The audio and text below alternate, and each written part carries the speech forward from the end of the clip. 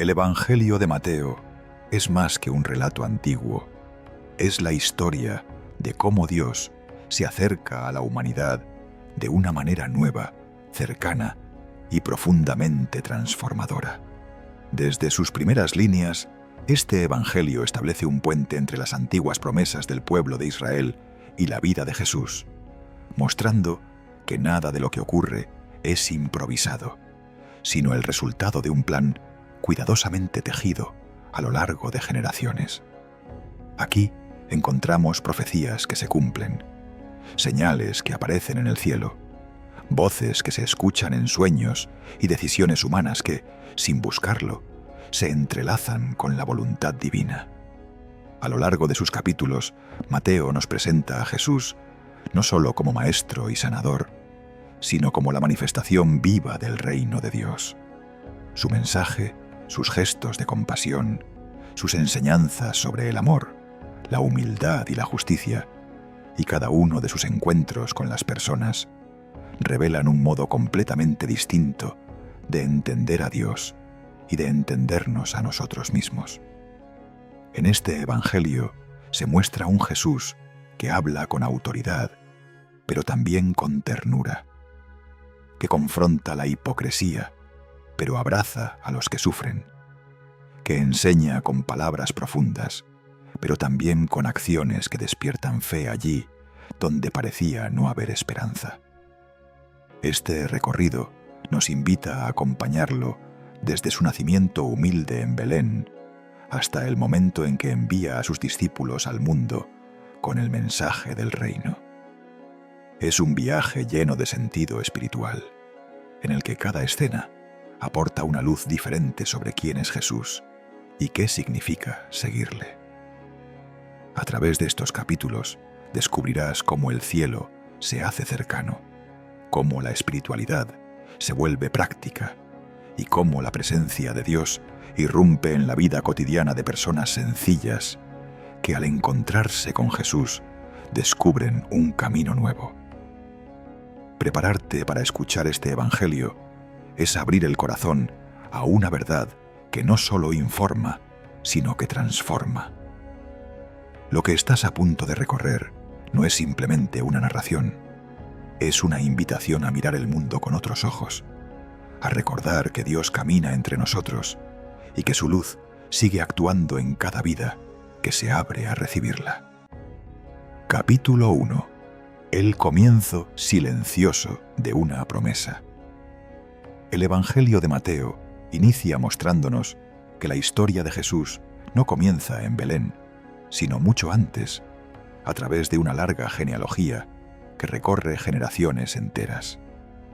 Esta lista de nombres, que en apariencia podría parecer simple, en realidad funciona como un hilo sagrado que une los momentos más luminosos y también los más frágiles del pueblo de Israel.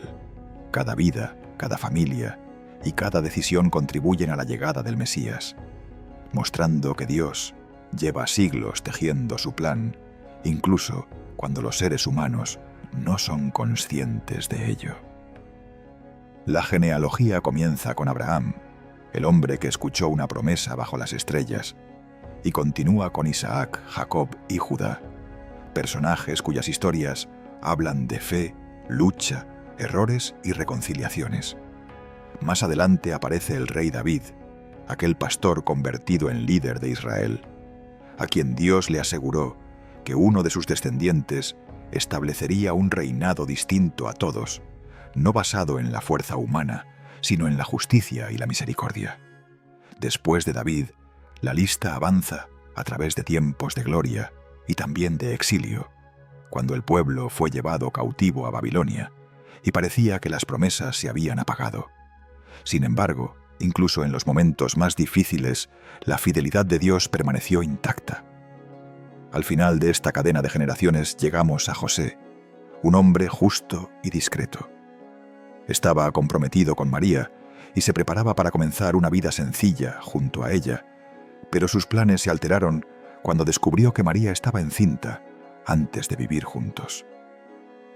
Esa noticia debió golpear su corazón con una mezcla de desconcierto, dolor y confusión, porque él sabía que no era el padre del niño que ella esperaba. A pesar de ello, José no quiso exponerla ni avergonzarla públicamente, y decidió separarse de ella en secreto, intentando protegerla, aun cuando él mismo no comprendía lo que estaba ocurriendo. Fue justo en ese momento cuando el cielo intervino.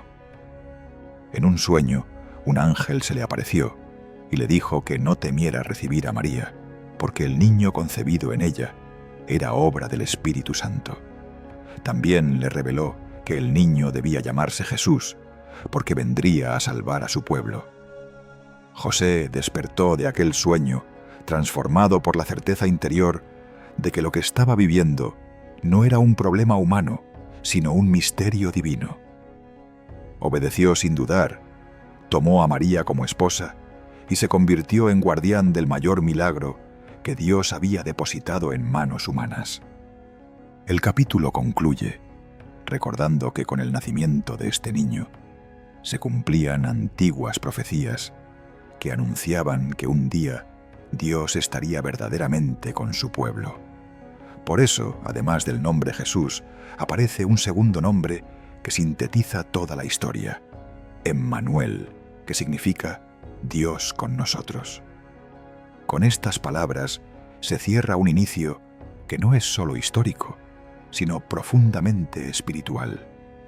Dios entra en la vida humana desde la humildad, a través de una familia sencilla y mediante la fidelidad de un hombre capaz de escuchar y obedecer la voz del cielo. Capítulo 2. La estrella, los sabios y el misterio que despierta.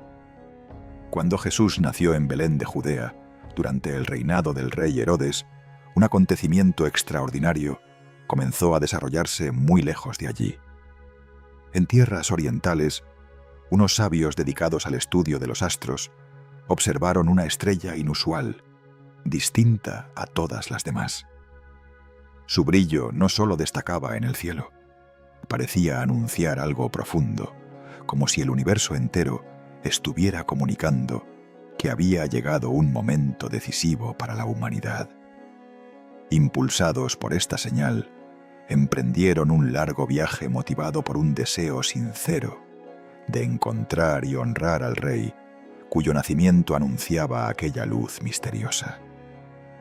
Después de cruzar desiertos, montañas y ciudades, los sabios llegaron a Jerusalén y preguntaron abiertamente dónde podían encontrar al rey de los judíos que había nacido. Su pregunta se extendió rápidamente por toda la ciudad, generando inquietud y despertando interés. Cuando la noticia llegó a los oídos de Herodes, éste se perturbó profundamente. Más que curiosidad, sintió miedo, porque la idea de un nuevo rey amenazaba su poder. Llamó a los principales sacerdotes y escribas y les preguntó dónde, según las Escrituras, debía nacer el Mesías. Ellos le respondieron que el lugar anunciado por los profetas era Belén de Judea. Herodes, fingiendo devoción, mandó llamar a los sabios en secreto. Les preguntó exactamente cuándo había aparecido la estrella y luego los envió a Belén con la instrucción hipócrita de buscar al niño y avisarle para que él también pudiera adorarlo. Aunque su boca pronunciaba palabras religiosas, su corazón estaba lleno de intención oscura. Los sabios partieron de Jerusalén y al hacerlo, volvieron a ver la estrella que habían seguido en el oriente. Aquella luz parecía guiarlos con suavidad, moviéndose en el cielo hasta detenerse justo sobre la casa donde se encontraba el niño. Cuando entraron, vieron a Jesús con María, y la sencillez de aquella escena contrastaba con la grandeza del cielo que los había guiado. A pesar de no haber palacios, tronos ni multitudes, ellos reconocieron en el niño una presencia superior a cualquier poder humano. Se postraron y lo adoraron con profunda reverencia. Luego abrieron sus tesoros y ofrecieron regalos con gran significado espiritual: oro para honrar su realeza, incienso como símbolo de su divinidad y mirra anticipando el sufrimiento que marcaría su misión en la tierra. Aquella noche, en sueños, Los sabios recibieron una advertencia divina que les indicaba que no debían regresar a Herodes, así que volvieron a su país por un camino diferente. Ese mismo cuidado celestial alcanzó también a José. Un ángel se le apareció y le dijo que debía levantarse de inmediato, tomar al niño y a su madre y huir a Egipto, porque Herodes estaba preparando un plan para matar al pequeño. José, obediente y protector, actuó sin dudar. En la quietud de la madrugada, emprendió el viaje hacia tierras extranjeras, confiando en que la mano de Dios los guiaba. Cuando Herodes se dio cuenta de que había sido engañado por los sabios, su furia estalló. Tomó una decisión cruel y desesperada. Ordenó matar a todos los niños menores de 2 años en Belén y sus alrededores. El llanto de las madres se extendió por la región como un eco de dolor imposible de silenciar. Sin embargo, incluso en medio de aquella oscuridad, la luz del Mesías permanecía protegida, refugiada en Egipto, hasta que el peligro pasara. Después de la muerte de Herodes, un ángel volvió a hablarle a José en sueños y le anunció que ya era seguro regresar a la tierra de Israel. José tomó a María y a Jesús y emprendió el regreso. Pero al saber que el hijo de Herodes reinaba en Judea, sintió temor de establecerse allí. Una nueva advertencia divina lo guió hacia Galilea, y finalmente se instalaron en un pueblo humilde llamado Nazaret. Allí, en la sencillez de la vida cotidiana, Jesús crecería protegido, lejos del ruido del poder y de las intrigas de los reyes, cumpliendo así otra profecía que anunciaba que sería llamado Nazareno. Capítulo 3. Juan el Bautista y el despertar del Espíritu. Mientras Jesús vivía en la tranquilidad de Nazaret, creciendo lejos de cualquier atención pública, en el desierto comenzaba a levantarse una figura que marcaría un antes y un después en la historia espiritual de Israel. Se trataba de Juan el Bautista, un hombre cuya vida entera estaba dedicada a preparar el corazón del pueblo para la llegada del Mesías. Su aspecto llamaba la atención. Llevaba un vestido hecho de pelo de camello, sujeto por un cinturón de cuero, y vivía de lo que encontraba en la naturaleza, alimentándose de langostas y miel silvestre. Cada detalle de su vida transmitía austeridad, claridad interior y una profunda conexión con la misión que Dios le había confiado. Juan apareció predicando en la región del Jordán, proclamando un mensaje claro y directo: «Arrepentíos, porque el reino de los cielos está cerca». Sus palabras no eran solo un llamado moral, sino un anuncio urgente de que algo nuevo y decisivo estaba a punto de ocurrir. La gente comenzó a salir de Jerusalén, de Judea y de todas las aldeas cercanas para escucharlo. Sus corazones, cansados de esperas y silencios, encontraban en su voz una mezcla de verdad, esperanza y desafío. Muchos se sentían conmovidos, confesaban sus pecados y se sumergían en las aguas del Jordán, iniciando así una vida renovada. Pero no todos acudían con un corazón dispuesto. Cuando Juan vio llegar a fariseos y saduceos, representantes del poder religioso, percibió que se acercaban más por apariencia que por verdadera conversión. Entonces les habló con firmeza, recordándoles que la auténtica transformación no depende del linaje ni de la posición, sino del fruto visible de una vida que se abre a Dios. Les advirtió que el Mesías venía a separar lo verdadero de lo falso, lo vivo de lo superficial, y que quien no diera fruto sería apartado como un árbol seco. Era un mensaje exigente, pero lleno de verdad, que invitaba a examinar el corazón antes que la apariencia. En ese contexto de multitudes y expectativa, un día apareció Jesús entre la gente. Llegó desde Galilea con la intención de ser bautizado por Juan. Este, al verlo, sintió una profunda conmoción interior. Reconocía que Jesús no necesitaba arrepentimiento ni purificación. Sabía, de alguna manera misteriosa, que Él era quien debía bautizarlo a él, y no al revés. Pero Jesús insistió en que debía cumplirse así, para que todo quedara en armonía con la voluntad del Padre y para abrir públicamente el camino de su misión. Juan aceptó y bautizó a Jesús en las aguas del Jordán. Al salir del agua, tuvo lugar uno de los momentos más importantes de todo el Evangelio.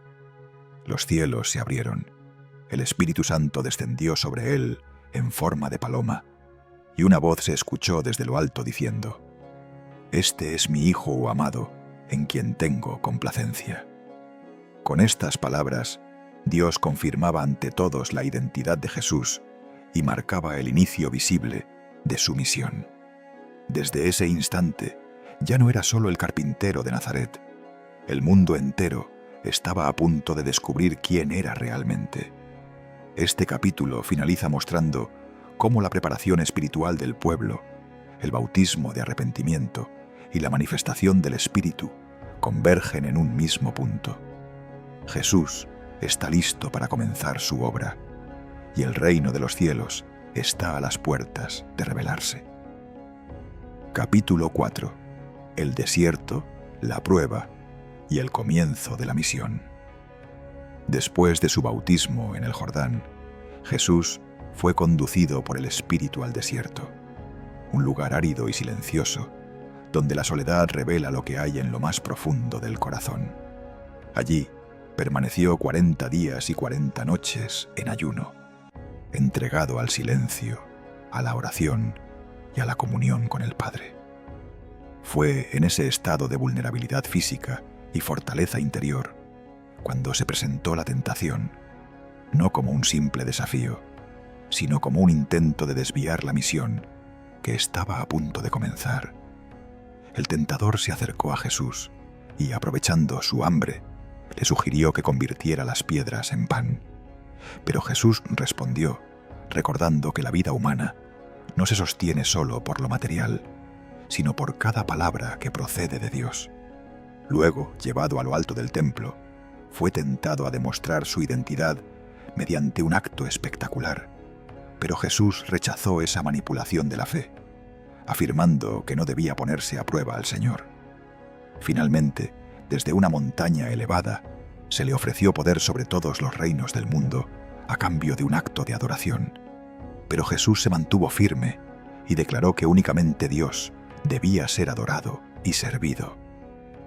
Con esas palabras, la tentación se disipó y los ángeles acudieron a fortalecerlo. Jesús había vencido no desde la fuerza, sino desde la fidelidad absoluta al Padre. Tras este tiempo de prueba, Jesús se enteró de que Juan el Bautista había sido encarcelado. Entonces dejó Nazaret y se estableció en Cafarnaúm, una región junto al mar de Galilea. Este cambio no fue casual, sino el cumplimiento de una antigua profecía que anunciaba que una gran luz brillaría para quienes vivían en tinieblas. Desde ese momento, Jesús comenzó su predicación pública con un mensaje claro y directo: arrepentíos, porque el reino de los cielos está cerca. No hablaba de un reino político, sino de una transformación interior que inauguraba un camino nuevo para la humanidad. Mientras caminaba por la orilla del mar de Galilea, Jesús vio a dos hermanos, Simón, llamado Pedro, y Andrés, que estaban echando sus redes al agua. Eran pescadores de oficio, hombres sencillos y trabajadores. Jesús se acercó y les dijo: «Venid en pos de mí, y os haré pescadores de hombres». Ellos, movidos por una fuerza que no se explica desde lo racional, dejaron inmediatamente las redes y lo siguieron.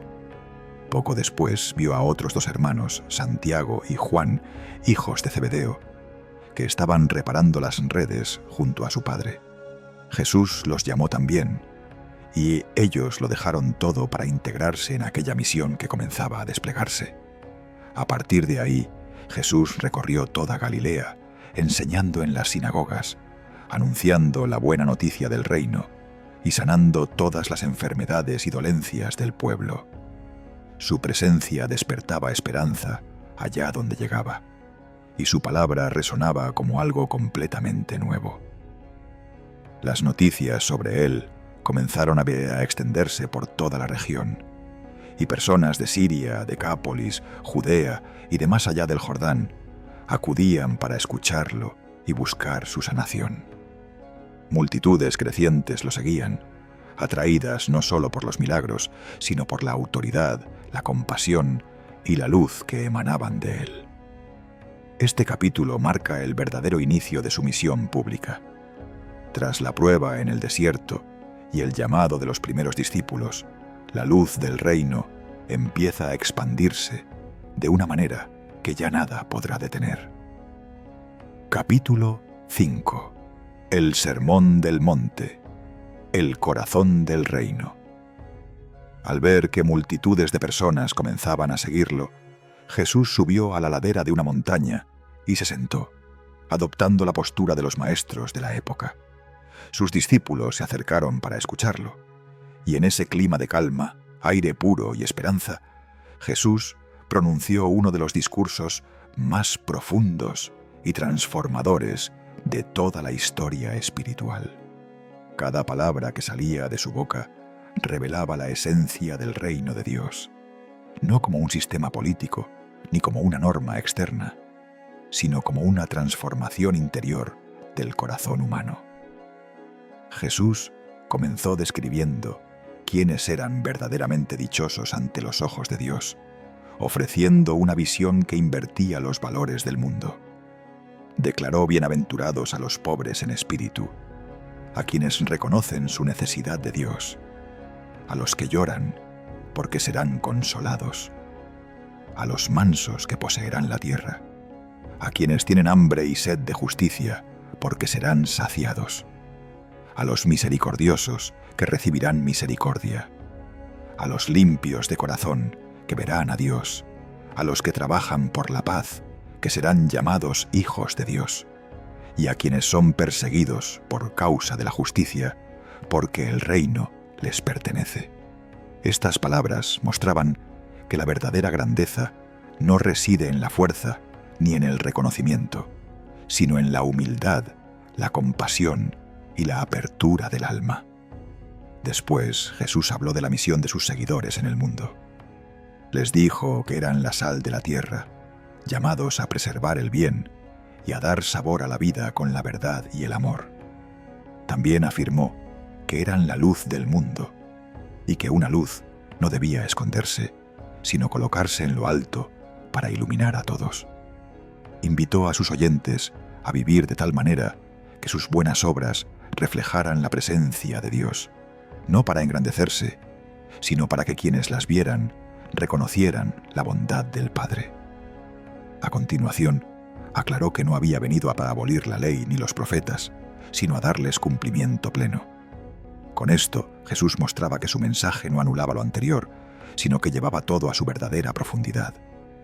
Explicó que la justicia del reino no se basaba solo en cumplir normas externas, sino en la pureza y la intención del corazón. Así, enseñó que no basta con evitar el asesinato, también es necesario desterrar la ira que envenena el alma. Tampoco es suficiente evitar el adulterio. Es imprescindible gobernar los deseos y la mirada. En cada enseñanza, Jesús iba mostrando que el auténtico camino espiritual comienza en lo profundo del interior y que cualquier transformación exterior nace de una interioridad bien orientada. Habló también sobre la reconciliación y el perdón, recordando que antes de presentar una ofrenda a Dios, es necesario reparar las relaciones rotas con los demás. Invitó a evitar el juramento innecesario, ya que la palabra de cada uno fuera tan honesta que un sí significara sí y un no significara no. Sobre la justicia humana, que antes se regía por la lógica del ojo por ojo, Jesús abrió una nueva vía, la del amor activo, que no responde al mal con más mal. Invitó a poner la otra mejilla, a caminar una milla extra, a dar incluso a quien no puede devolver, y culminó con una enseñanza luminosa y desafiante. Amar incluso a los enemigos, orar por quienes persiguen y actuar desde un corazón que refleje la misericordia del Padre, que hace salir el sol sobre buenos y malos.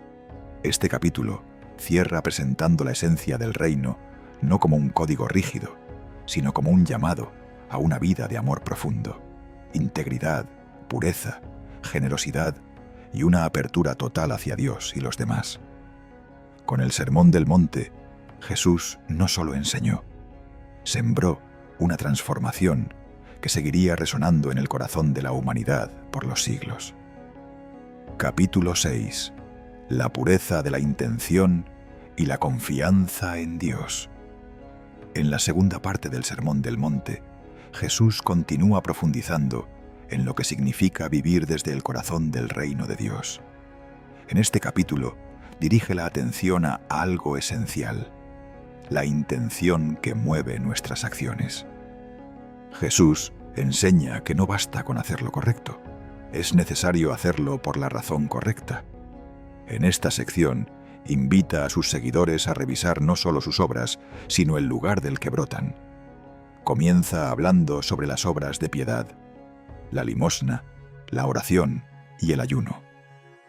Advierte que estas prácticas no deben realizarse para ganar reconocimiento ni admiración, porque cuando una acción se hace para ser vista por otros, su recompensa se agota en ese mismo momento. Jesús explica que la verdadera espiritualidad es aquella que se vive en lo secreto, cuando únicamente Dios ve lo que hay en el corazón.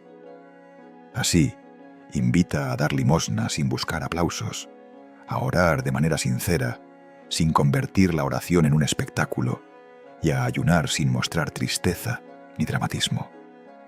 En estas enseñanzas, deja claro que la relación con Dios es íntima y auténtica, no una estrategia para ganar aprobación humana. En este contexto, Jesús introduce la oración más profunda y universal que llegará a la humanidad: el Padre Nuestro. Enseña a dirigirse a Dios no como un juez distante, sino como un Padre cercano. Invita a reconocer su santidad, a desear que su voluntad se cumpla en la tierra, a pedir el pan cotidiano, a recibir perdón y a ofrecerlo a otros, y a solicitar protección frente a las tentaciones del camino. El Padre Nuestro resume de manera perfecta la confianza en Dios, la humildad interior y la apertura del corazón que Jesús desea transmitir. A continuación, habla del lugar que ocupa el tesoro en la vida espiritual. Jesús explica que donde esté nuestro tesoro, ahí estará también nuestro corazón. Por eso invita a no acumular riquezas en la tierra, donde pueden perderse o ser robadas, sino a buscar tesoros en el cielo, que no pueden corromperse ni desaparecer. Con estas palabras, no prohíbe poseer bienes materiales, sino depender de ellos. Su mensaje señala una verdad profunda: lo que valoramos define cómo vivimos. También utiliza la imagen del ojo como la lámpara del cuerpo.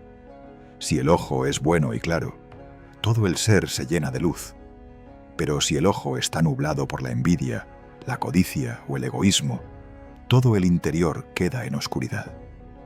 Con esta metáfora, Jesús revela que la manera en la que miramos el mundo determina la vida que construimos.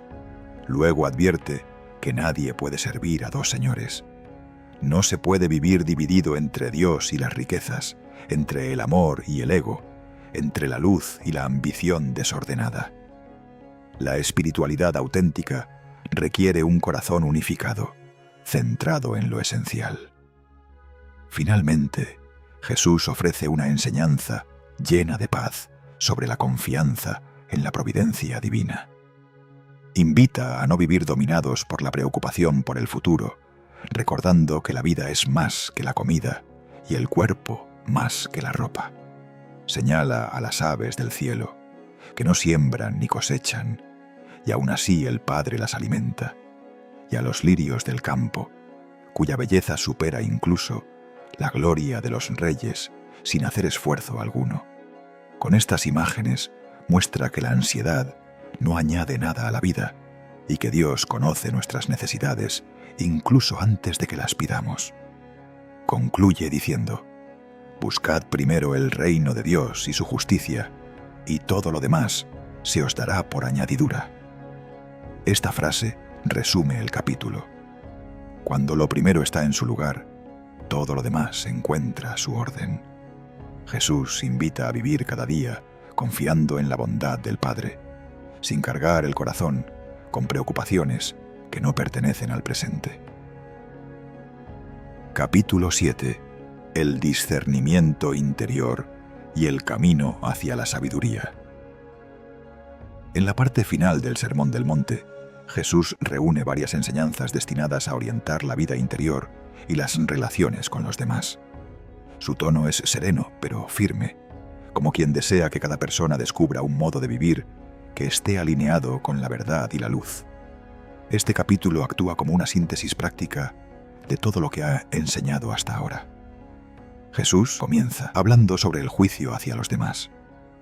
Invita a no adoptar una actitud crítica y condenatoria, porque con la misma medida con la que juzgamos, seremos juzgados.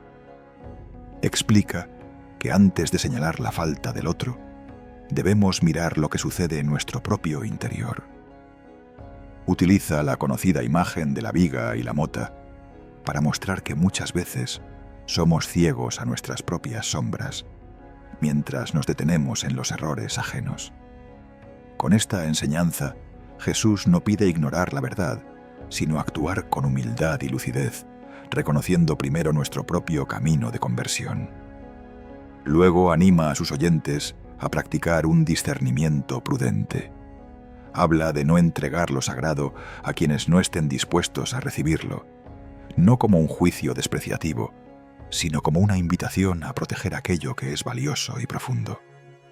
De esta manera enseña que la espiritualidad también requiere sabiduría y claridad para administrar lo que se nos ha confiado. A continuación, Jesús ofrece una de las promesas más consoladoras del Evangelio.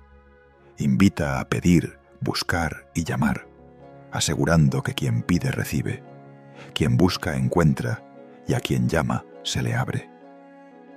Con esto muestra que Dios no es indiferente a las necesidades humanas y que el corazón que se acerca a Él con sinceridad siempre encuentra respuesta. Utiliza la imagen de un padre terrenal que desea lo mejor para sus hijos para explicar que Dios, que es infinitamente bueno, dará cosas aún mejores a quienes se las pidan. Después presenta la llamada regla de oro, una enseñanza sencilla en palabras, pero grandiosa en práctica. Tratar a los demás como deseamos ser tratados. Con esta frase resume la esencia de la ley y los profetas, invitando a construir relaciones basadas en el respeto, la empatía y el amor activo. Jesús continúa hablando del camino espiritual mediante dos imágenes: la puerta estrecha y la puerta ancha. Explica que el camino que lleva a la vida es estrecho y requiere esfuerzo, decisión y autenticidad, mientras que el camino amplio, cómodo y superficial conduce a la destrucción interior. Esta enseñanza no pretende infundir miedo, sino despertar responsabilidad personal para elegir un camino consciente y profundo. También advierte sobre los falsos profetas, personas que aparentan bondad, pero que en realidad actúan desde la falsedad o el ego. Dice que se les reconocerá por sus frutos, porque un árbol bueno no puede dar malos frutos, y un árbol malo no puede producir frutos buenos. Con esta metáfora, invita a no dejarnos llevar por las apariencias, sino a mirar la coherencia entre lo que alguien proclama y la vida que realmente vive. Más adelante, Jesús habla de la importancia de vivir su enseñanza, no solo de conocerla o repetirla. Explica que no basta con decir «Señor, Señor» para entrar en el reino de los cielos. Es necesario hacer la voluntad del Padre. Menciona que habrá quienes, creyendo haber hecho grandes obras en su nombre, serán confrontados con la verdad de un corazón que nunca buscó realmente a Dios. Esta advertencia subraya que el discipulado auténtico nace de una relación viva, no de la apariencia exterior. Finalmente, Jesús concluye el Sermón del Monte con una imagen poderosa, la del hombre prudente que construye su casa sobre la roca. Dice que quien escucha sus palabras y las pone en práctica es como quien edifica sobre un cimiento firme. Cuando llegan las lluvias, los vientos y las pruebas, la casa permanece. En cambio, quien escucha pero no vive sus enseñanzas es como quien construye sobre arena. Cuando llegan las dificultades, todo se derrumba. Con esta comparación, Jesús muestra que su mensaje no es una teoría espiritual, sino una base de vida que sostiene incluso en los momentos más difíciles. Cuando Jesús terminó de hablar, la multitud quedó profundamente impresionada, porque enseñaba con una autoridad distinta a la de los maestros de la ley. Su palabra no era solo conocimiento, sino verdad viva que tocaba el corazón. Capítulo 8. La llamada a la conversión y la sanación interior. En este capítulo Jesús se enfrenta a las profundidades del corazón humano, llamando a cada uno a una verdadera conversión, a una transformación profunda del interior. Su mensaje no es una simple mejora externa, sino un llamado a cambiar la raíz misma de nuestra manera de vivir, pensar y sentir. A través de palabras directas, ilustradas con parábolas y actos simbólicos, invita a todos a abrir los ojos y la mente a un nuevo entendimiento de lo divino. Comienza con una confrontación a la autocomplacencia y la falsa justicia que había dominado entre los líderes religiosos. Jesús cuestiona la actitud de aquellos que, al creerse justos, excluyen a los que consideran imperfectos o pecadores. Les recuerda que la verdadera pureza no proviene de las apariencias, sino del corazón. No es suficiente conseguir reglas externas. Es necesario un cambio interior que se refleje en nuestras acciones hacia los demás. Una de las enseñanzas más poderosas en este capítulo es la invitación a sanar el alma. Jesús se acerca a los enfermos, a los despreciados, a los excluidos, mostrando que la verdadera sanación no es solo física, sino también emocional y espiritual. Las enfermedades del alma, como el odio, la ira, el miedo y el rencor, son las que realmente nos separan de la paz verdadera. Por ello, cada sanación de Jesús se convierte en un símbolo de lo que es capaz de hacer cuando nos abrimos a Él. Sanar nuestras heridas más profundas. Entre las enseñanzas, Jesús expone la parábola del fariseo y el publicano. Un fariseo se presenta ante Dios, lleno de orgullo por su aparente justicia y rectitud, mientras que un publicano, considerado pecador por la sociedad, se postra humildemente pidiendo perdón. Jesús afirma que de los dos, el publicano fue justificado. Este relato nos muestra que el juicio de Dios no es como el de los hombres. Dios valora la sinceridad, la humildad y el arrepentimiento. El capítulo termina con una llamada a no aferrarse a lo material ni a lo superficial, sino a buscar lo eterno, lo que verdaderamente da paz y alegría. Jesús invita a seguirlo, no solo por lo que Él puede hacer por nosotros, sino por lo que representa. Un camino de transformación hacia una vida más plena, más conectada con la esencia divina. Nos recuerda que el reino de los cielos está dentro de nosotros y que la verdadera conversión comienza cuando nos decidimos a vivir desde ese lugar profundo y sagrado dentro de nuestro corazón. Capítulo 9. La fe que sana, llama y transforma. Después de que los habitantes de la región de los Gadarenos le pidieran marcharse, Jesús, Subió de nuevo a la barca junto a sus discípulos y regresó a su propia ciudad. Allí le presentaron a un paralítico tendido en una camilla. El ambiente estaba cargado de expectación, porque quienes lo traían habían hecho un esfuerzo enorme para acercarlo a Jesús, convencidos de que él podía ayudarlo. Al ver la fe de ellos, Jesús miró al paralítico y le dijo con ternura y autoridad: «Ánimo, hijo, tus pecados te son perdonados». Estas palabras escandalizaron en silencio a algunos escribas que estaban presentes, porque consideraban que solo Dios podía perdonar los pecados. Jesús, conociendo sus pensamientos, les preguntó qué era más fácil decir: «Tus pecados te son perdonados», o «Levántate y anda». Para que supieran que tenía autoridad sobre el alma y sobre el cuerpo, le dijo al paralítico que se levantara, tomara su camilla y se fuera a su casa. El hombre se levantó de inmediato, ante la mirada asombrada de la multitud, que glorificó a Dios por haber dado semejante poder a los hombres. Poco después, mientras Jesús caminaba, vio a un hombre llamado Mateo sentado en la mesa de recaudación de impuestos. Era un publicano, alguien rechazado por muchos por trabajar para Roma y enriquecerse a costa del pueblo. Sin embargo, Jesús lo miró con una comprensión profunda y le dijo: «Sígueme». Mateo se levantó sin dudar y lo siguió. Más tarde, Jesús se sentó a la mesa en casa de Mateo, donde también acudieron muchos publicanos y pecadores. Los fariseos, escandalizados, preguntaron a los discípulos por qué su maestro se mezclaba con personas consideradas impuras. Jesús escuchó la pregunta y respondió: «No tienen necesidad de médico los sanos, sino los enfermos. Misericordia quiero, y no sacrificio, porque no he venido a llamar a justos, sino a pecadores». Con estas palabras, dejó claro que su misión estaba dirigida a quienes se sabían necesitados de Dios, no a quienes se veían perfectos.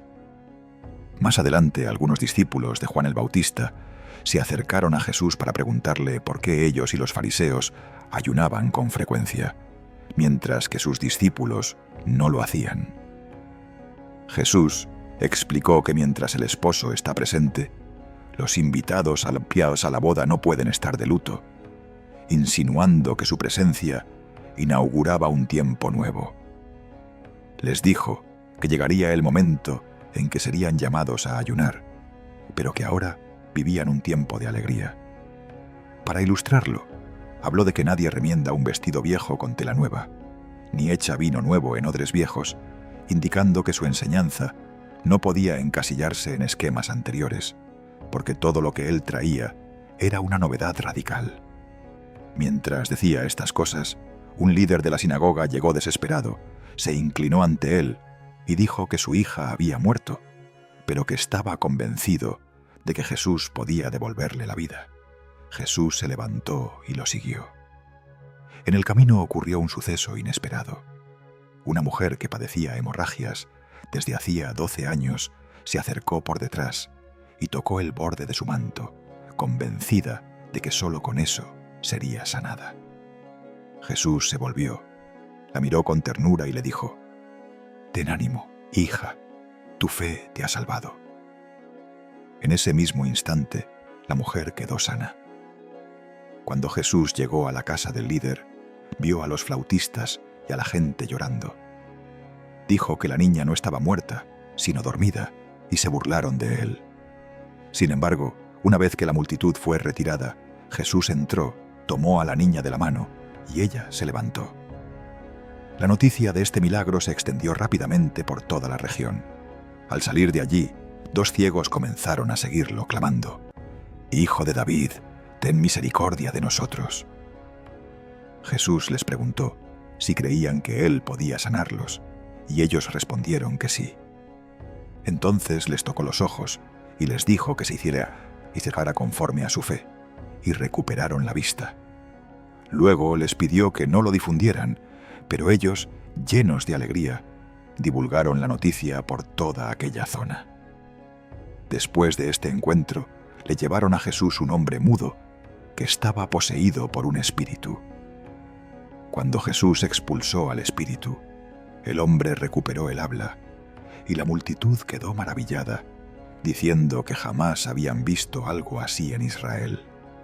Los fariseos, sin embargo, afirmaban que Jesús expulsaba demonios por el poder del príncipe de los demonios, mostrando una vez más la dureza de su corazón.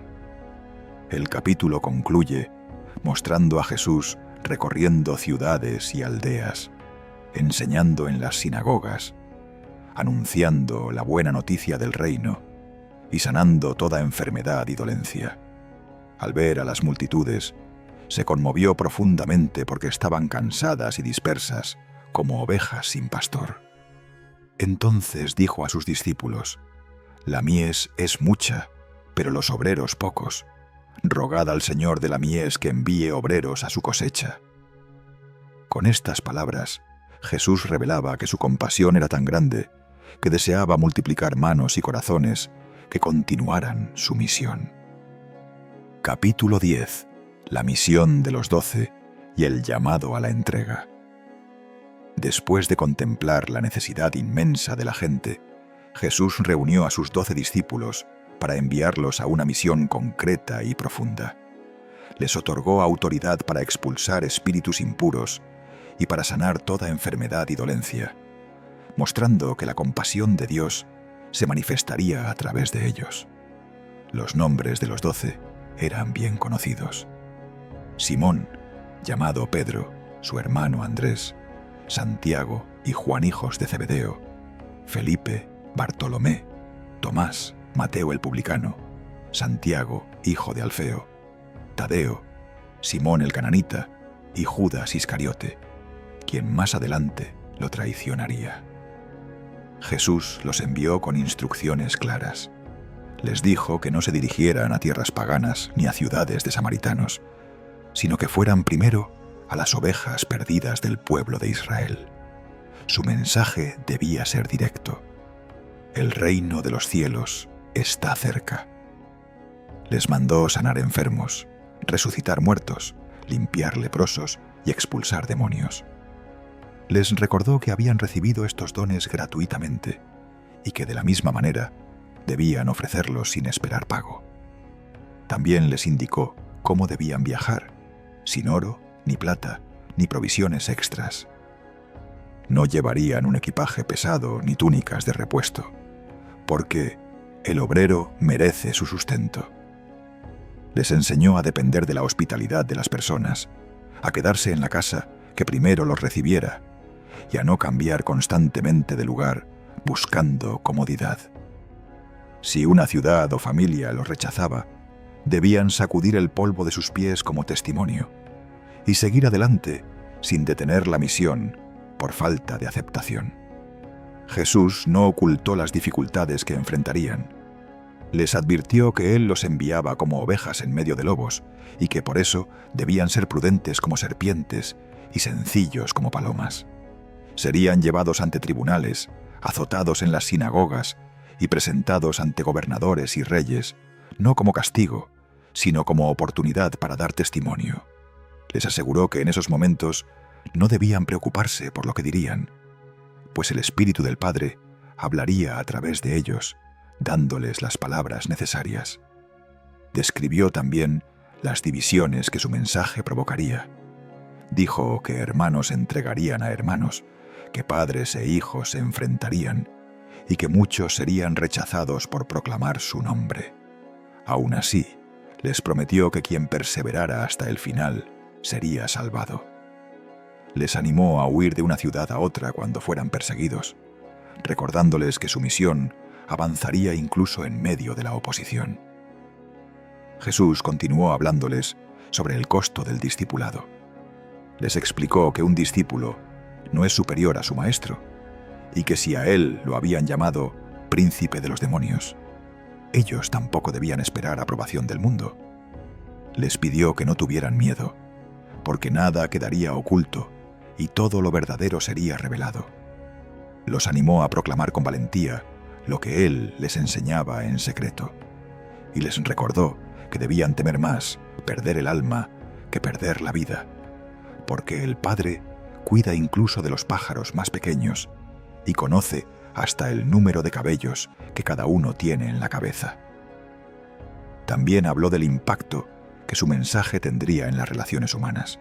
Dijo que no había venido a traer una paz superficial, sino una verdad que dividiría a quienes la aceptaran de quienes la rechazaran.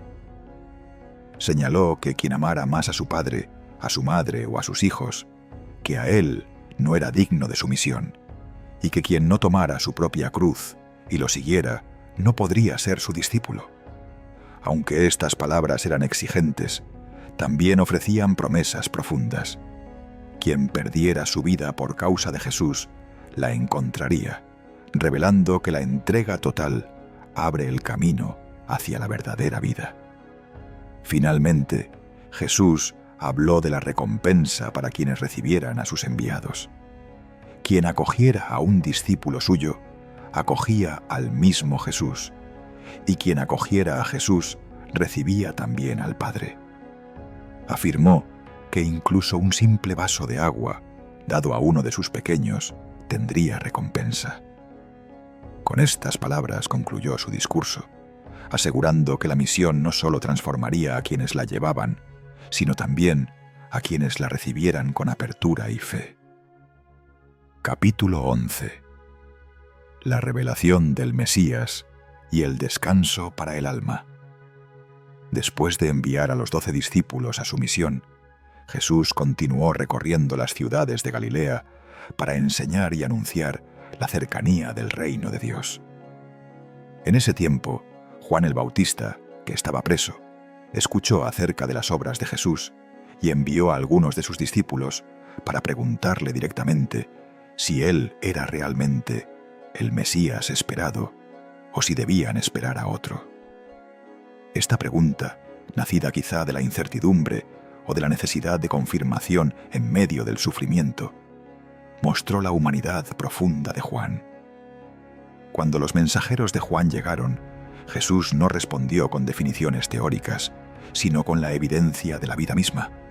Les dijo que volvieran y contaran lo que estaban viendo. Los ciegos recobraban la vista, los cojos caminaban, los leprosos quedaban limpios, los sordos oían, los muertos resucitaban y a los pobres se les anunciaba la buena noticia. Jesús concluyó con una frase cargada de significado: «Bienaventurado el que no tropiece a causa de mí». Con estas palabras invitaba a Juan y a todos a reconocer la verdad del reino, aunque no siempre coincidiera con las expectativas humanas. Cuando los discípulos de Juan se marcharon, Jesús habló a la multitud sobre la grandeza del Bautista. Les preguntó qué habían salido a ver al desierto. ¿Una caña agitada por el viento? ¿Un hombre vestido con lujo? No.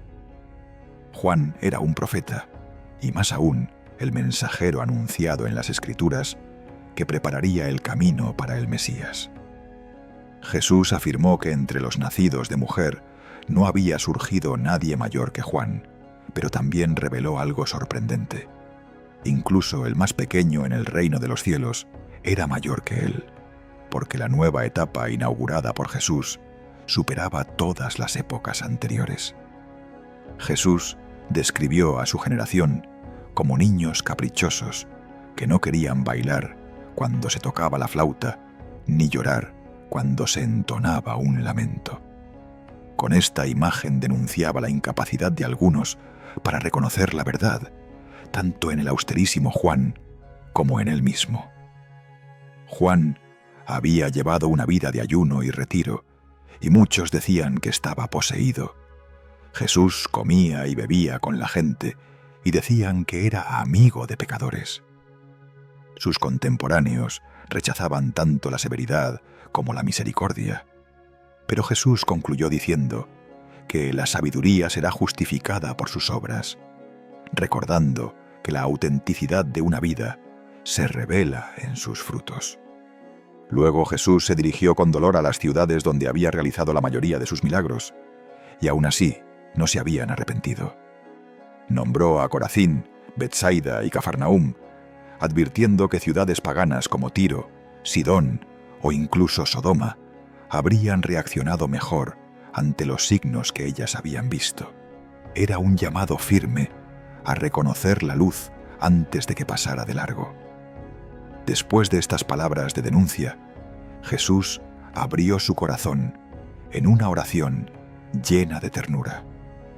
Agradeció al Padre porque había ocultado los misterios del reino a los soberbios y los había revelado a los sencillos, mostrando que la verdadera comprensión se obtiene con humildad, no con inteligencia brillante o prestigio humano.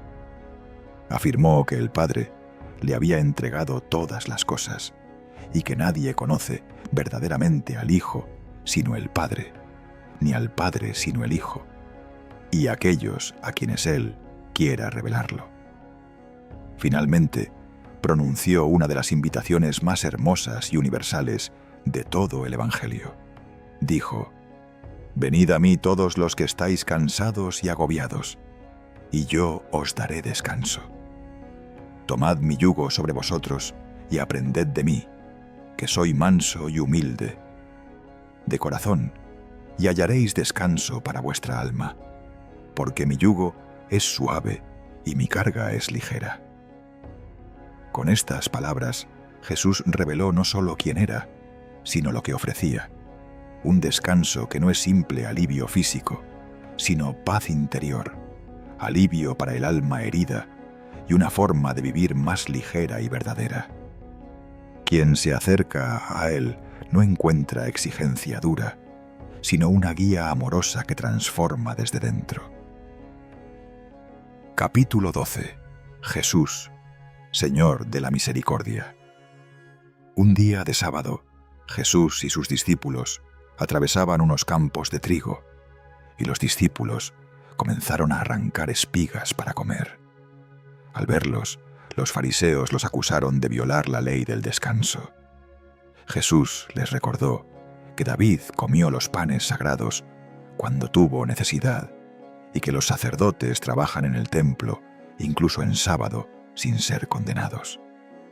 Les explicó que la misericordia está por encima de los rituales y declaró con autoridad: «El Hijo del Hombre es Señor del sábado».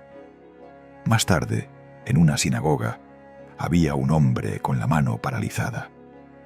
Los fariseos preguntaron a Jesús si era lícito sanar en sábado. Él respondió que si una oveja cae en un hoyo, cualquiera la rescataría sin importar el día, y añadió que un ser humano vale mucho más.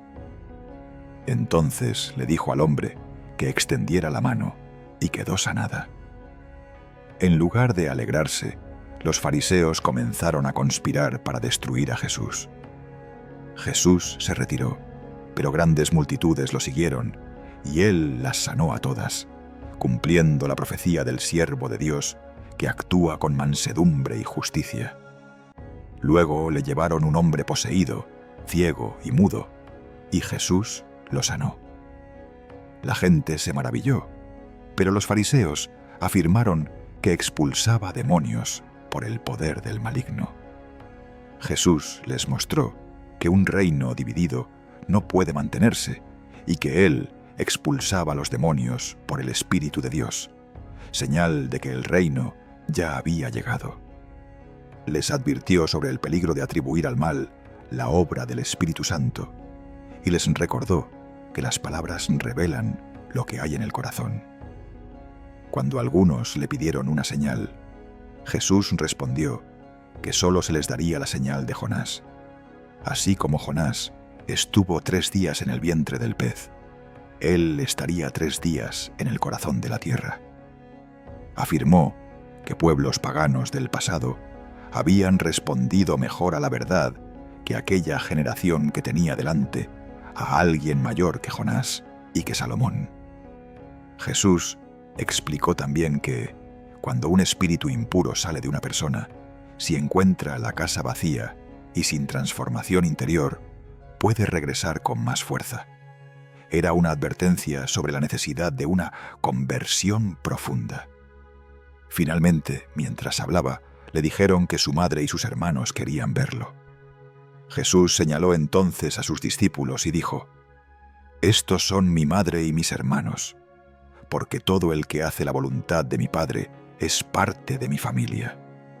Con estas palabras, mostró que la verdadera pertenencia al reino nace del corazón dispuesto a cumplir la voluntad de Dios. Capítulo 13. Parábolas del reino. Aquel día, Jesús salió a la orilla del mar y, al reunirse una gran multitud, se sentó en una barca para enseñar. Allí comenzó a hablar en parábolas, revelando el misterio del reino a través de imágenes sencillas de la vida cotidiana. Primero contó la parábola del sembrador. Un hombre sembró, y la semilla cayó en distintos terrenos.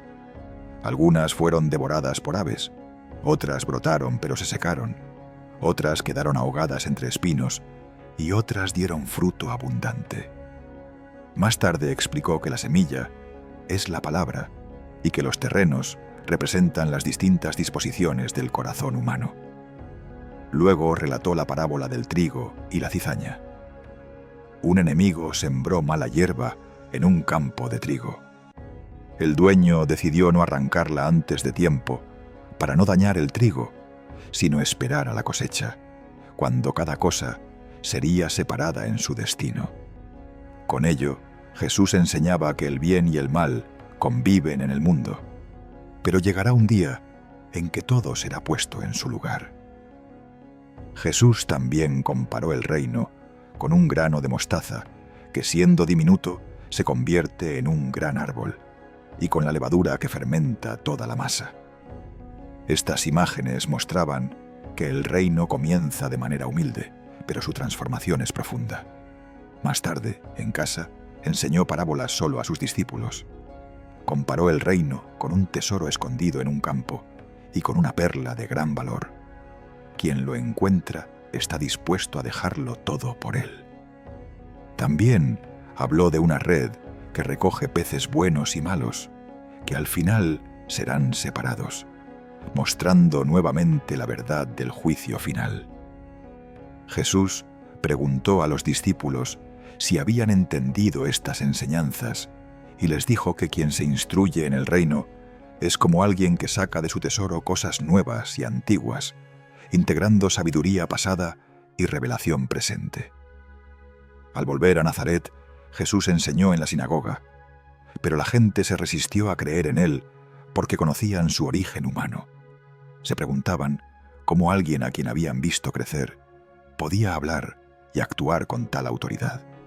Su incredulidad fue tanta que Jesús no realizó allí muchos milagros. El capítulo concluye mostrando que incluso la verdad más luminosa puede ser opacada por un corazón cerrado. Capítulo 14. Juan el Bautista, el pan compartido y el poder sobre las aguas. En ese tiempo, Herodes Antipas oyó hablar de Jesús y, confundido por los rumores sobre sus milagros, pensó que Juan el Bautista había resucitado. Mateo explica entonces cómo Juan había sido ejecutado. Herodes lo encarceló porque Juan denunciaba su relación con Herodías, la esposa de su hermano. Durante un banquete, la hija de Herodías bailó ante los invitados y agradó tanto a Herodes que le prometió darle lo que pidiera. Instigada por su madre, pidió la cabeza de Juan en una bandeja. Aunque Herodes se entristeció, cumplió el juramento por presión de sus invitados. Así murió el profeta que había preparado el camino del Señor. Al recibir la noticia, Jesús se retiró en barca a un lugar apartado para estar a solas, pero las multitudes lo siguieron por tierra. Cuando desembarcó y vio a tanta gente esperándolo, no los rechazó. Se conmovió profundamente y sanó a sus enfermos. Al caer la tarde, los discípulos le sugirieron despedir a la multitud para que compraran comida, pero Jesús respondió: «Dadles vosotros de comer». Con solo 5 panes y 2 peces, Jesús miró al cielo, bendijo los alimentos, los partió y los dio a los discípulos para repartirlos. Todos comieron hasta saciarse y aún sobraron 12 canastas. Aquel día fueron alimentadas más de 5.000 personas, sin contar mujeres y niños. Después de esto, Jesús hizo que los discípulos subieran a la barca para adelantarse a la otra orilla mientras él despedía a la gente. Luego subió a un monte a orar a solas. La noche avanzó y la barca de los discípulos era sacudida por el viento y las olas. Cerca del amanecer, Jesús se acercó caminando sobre el mar. Los discípulos, aterrorizados, pensaron que era un fantasma, pero él les dijo: «Ánimo, soy yo, no tengáis miedo». Pedro pidió ir hacia él sobre las aguas.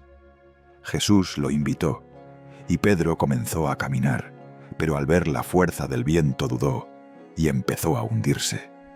Entonces Jesús lo tomó de la mano y le dijo: «Hombre de poca fe, ¿por qué dudaste?».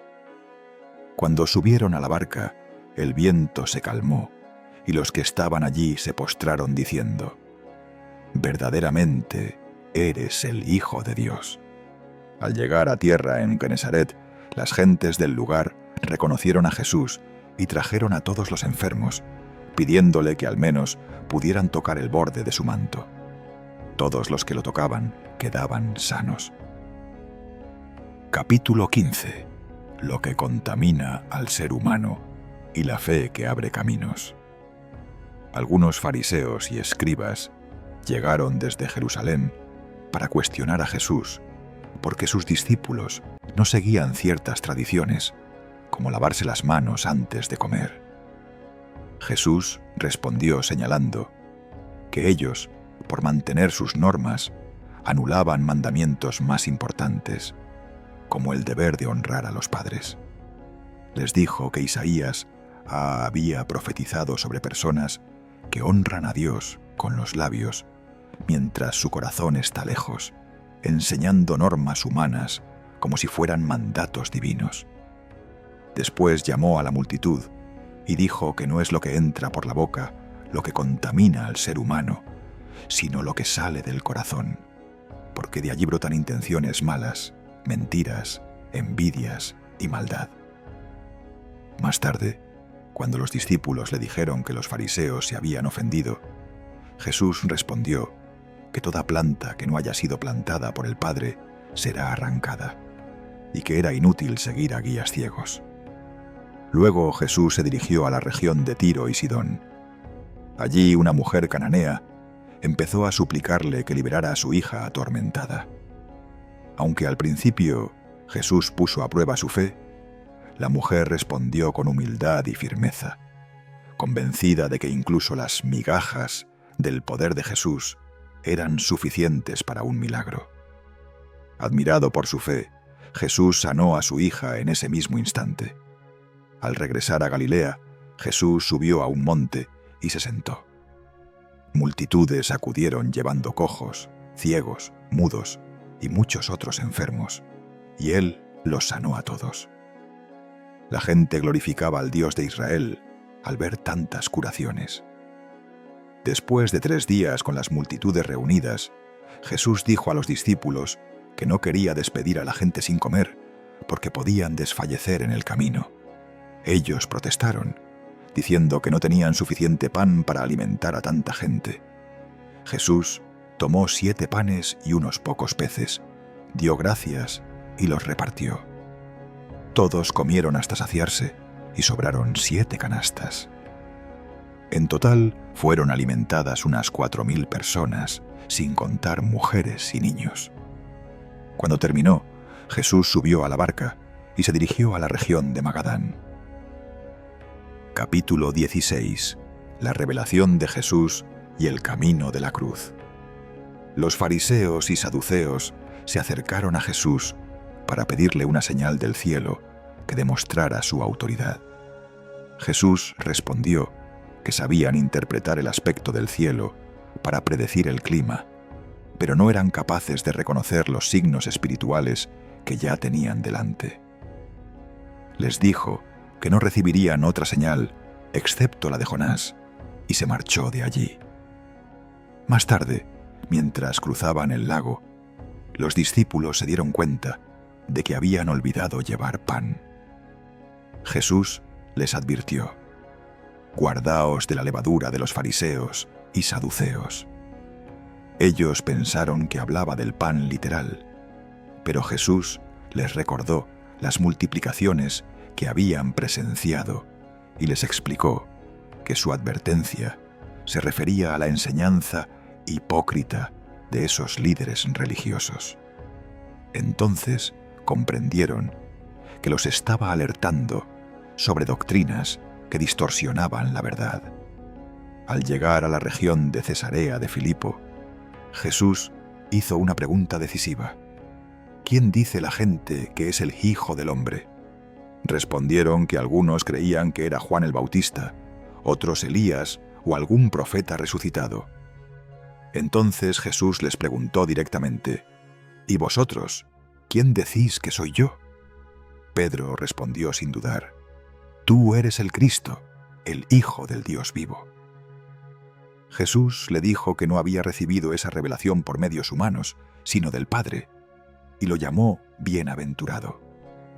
Añadió que sobre esa roca, la fe revelada, edificaría su iglesia, y que ni las puertas del infierno prevalecerían contra ella. También le dio a Pedro las llaves del reino, simbolizando autoridad espiritual.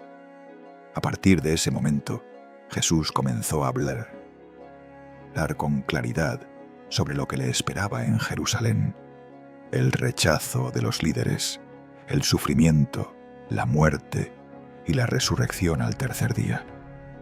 Pedro, conmovido, intentó disuadirlo, pero Jesús lo reprendió firmemente, diciéndole: «Apártate de mí, Satanás», porque su reacción humana se oponía al plan divino.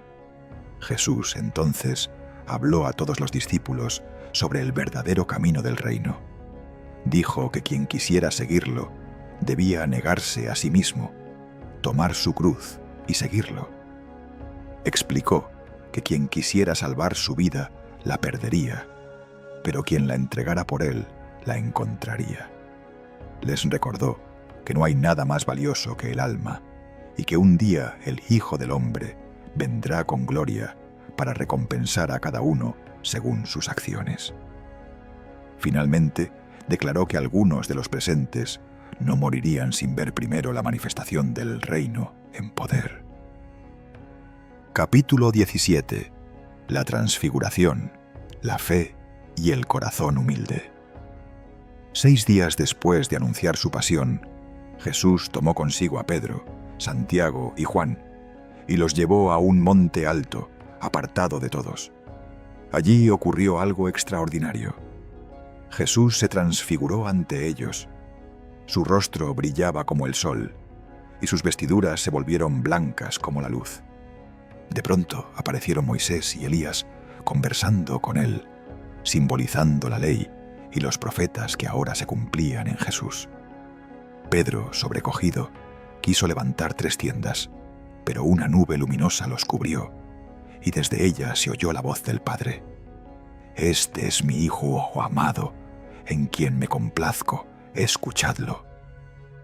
Los discípulos cayeron al suelo llenos de temor, pero Jesús se acercó, los tocó y les dijo que se levantaran, y al alzar la vista ya no vieron a nadie más que a él. Mientras bajaban del monte, Jesús les pidió que no contaran la visión hasta que él resucitara. Más tarde, los discípulos le preguntaron por qué los escribas decían que Elías debía venir primero. Jesús respondió que Elías ya había venido en la figura de Juan el Bautista, pero no lo reconocieron, y que lo habían tratado como quisieron. Así también ocurriría con el Hijo del Hombre. Solo entonces los discípulos comprendieron la conexión. Al llegar donde estaba la multitud, un hombre se arrodilló ante Jesús pidiéndole que curara a su hijo, que sufría convulsiones y estaba gravemente atormentado. Los discípulos habían intentado sanarlo, pero no pudieron. Jesús reprendió al espíritu y el joven quedó sano en aquel momento. Después, los discípulos le preguntaron por qué ellos no habían logrado hacerlo, y Jesús explicó que era por su poca fe. Les dijo que si tuvieran fe del tamaño de un grano de mostaza, podrían mover montañas y nada les sería imposible. Mientras seguían caminando por Galilea, Jesús les reiteró que sería entregado, matado y resucitaría al tercer día. Los discípulos, aunque no comprendían del todo, se entristecieron profundamente. Al llegar a Cafarnaúm, los cobradores del impuesto del templo preguntaron a Pedro si Jesús lo pagaba. Pedro respondió que sí, pero al entrar en casa, Jesús le explicó que los hijos están libres de pagar tributo, aunque para evitar escándalos, le pidió que fuera al mar, tirara un anzuelo y tomara la primera moneda que encontrara en la boca de un pez. Con ella pagarían el impuesto por ambos. Capítulo 18. El corazón humilde, el perdón y el cuidado de los pequeños. Los discípulos se acercaron a Jesús para preguntarle quién era el más grande en el reino de los cielos. Jesús llamó a un niño, lo puso en medio de ellos y les dijo que, si no se volvían como niños, no entrarían en el reino. La grandeza, explicó, no está en la posición ni en el prestigio, sino en la humildad y en un corazón confiado. Añadió que quien acoge a un niño en su nombre, lo acoge a él mismo. Luego Jesús advirtió sobre el grave peligro de escandalizar o hacer tropezar a los más pequeños, espiritual o literalmente. Dijo que sería mejor que alguien se atara una piedra de molino al cuello y se arrojara al mar antes que causar daño a uno de ellos. También habló de la necesidad de cortar de raíz cualquier cosa que lleve al pecado, usando imágenes fuertes para mostrar la urgencia de una vida recta. A continuación, contó la parábola de la oveja perdida. Dijo que un pastor que tiene 100 ovejas, si una se extravía, deja las 99 para buscar a la que falta, y cuando la encuentra, se alegra más por ella que por todas las demás juntas. Así reveló el corazón del Padre, que no quiere que ninguno de sus pequeños se pierda.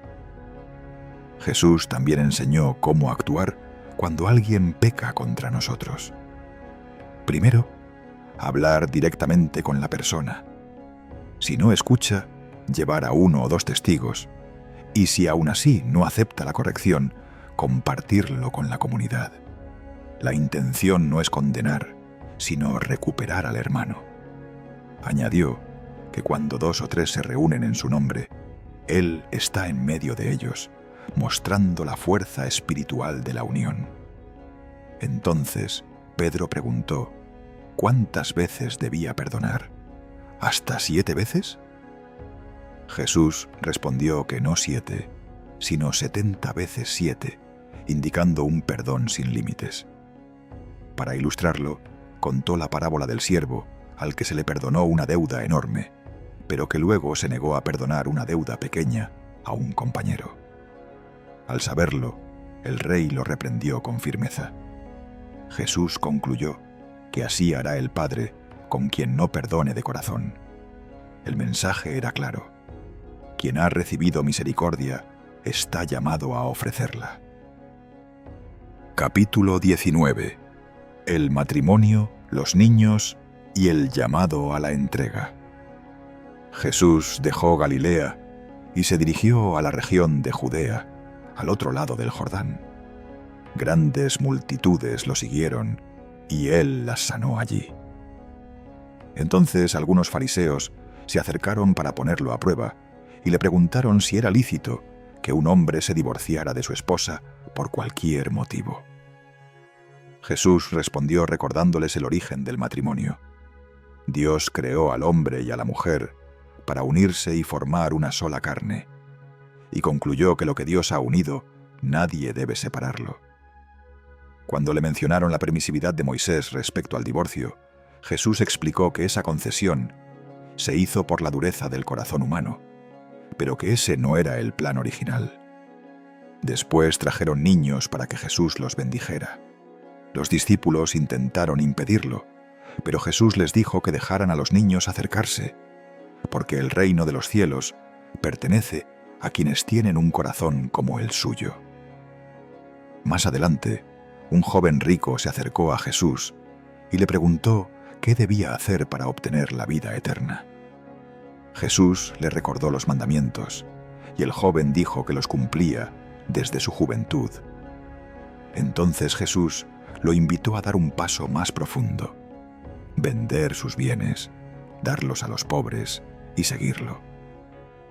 El joven, incapaz de desprenderse de sus riquezas, se marchó entristecido. Jesús explicó entonces a sus discípulos lo difícil que es para un rico entrar en el reino si su corazón está atado a las posesiones, pero también les aseguró que para Dios nada es imposible.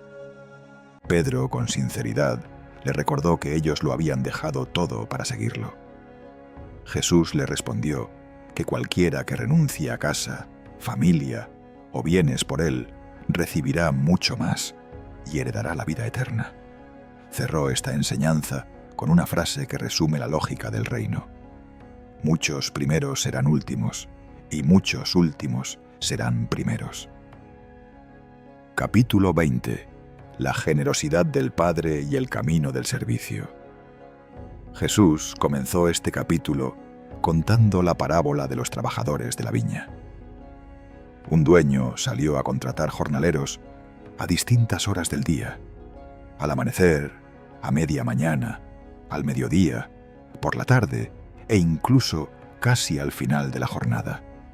Sin embargo, al pagarles, dio a todos el mismo salario. Los que habían trabajado más tiempo protestaron, pero el dueño les respondió que no les hacía injusticia, sino que mostraba generosidad con los últimos.